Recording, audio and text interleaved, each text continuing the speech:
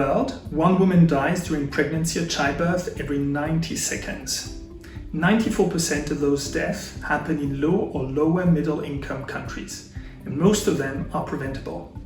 There's a big gap in offering because few health insurance products cover maternity by default. That's why it matters to design insurance products for women customers.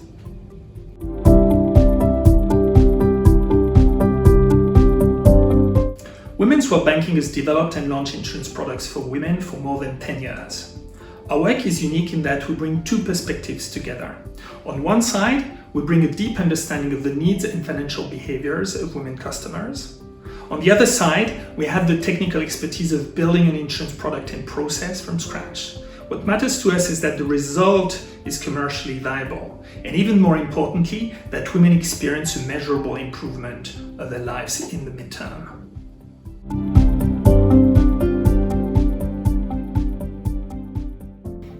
If I had to summarize our experience in designing insurance products for women, I would say that there is one main principle from which everything else has been derived. When you're designing a product, even if it's for both genders, you must design the product with the women in mind at every step of your process. Otherwise, you will design against the woman. Let me explain with a few examples. Example 1 on distribution. Imagine you want to design a digital insurance product for a mobile phone. According to the 2020 GSMA Gender Gap Report, women are 13% less likely than men to own a phone in sub-Saharan Africa. So when you choose your distribution channel, you must be fully aware of how it will impact your ability to reach women. In our case, Women's World Banking uses financial institutions with a large women client base to offer insurance as an additional service. This allows us to use an existing trusted relationship on which we can build. The second example on product features.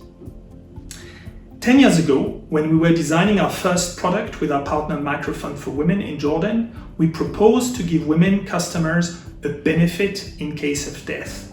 When we tested the first product prototypes, most women said that the product would be less useful because if she dies, the husband would not invest in the children. Instead, he would use the money to get married again. But if he was to die, she would lose his contribution to the household. In fact, data showed that husbands would be 9 years older in average, which made the risk that she would become a widow higher. Based on these insights, we designed a product covering the husband's life. The third example is on behaviors. In a project in 2017 in Cambodia, Women's World Banking worked with Bima Melvik on a product sold via the phone.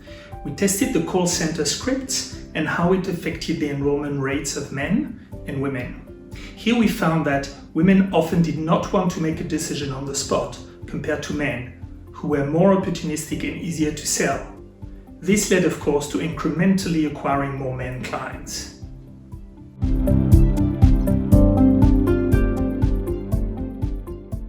You can have the best research questionnaire developed and coordinated by the best team. But when you do your research, if you don't have the right setup, your information may become biased. You may not speak to the woman at the right moment in the day, or if you do a phone survey, because they are less likely to own a phone, you may not reach the segment you are actually targeting. Finally, if you interview her at home, her parents or her husband may be around and influence what she's answering.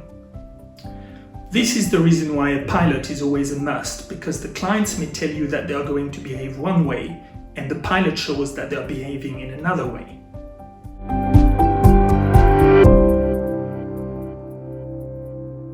Another last example is on how you can describe your product in your marketing material. We usually run discussions with women clients to select and refine the language and visuals to use, because words such as insurance can have a very different meaning for low-income women. A picture with a person in hospital may trigger an unexpected association in our mind.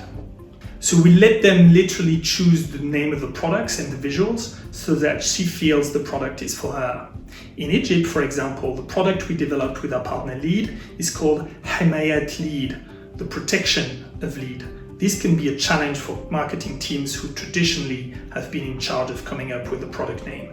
But this is a way of being truly customer-centric.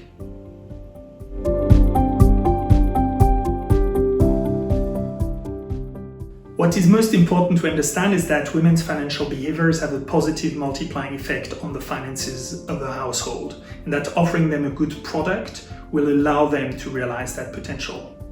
It actually goes back to the first question on why we should be offering low-income women insurance products.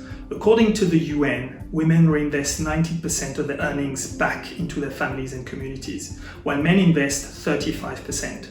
So our caregiver insurance product focuses on women for this reason, but also does not exclude men. Instead, as the product becomes more affordable, meaningful, and simple to use, men also buy and use it as we strengthen outreach to women.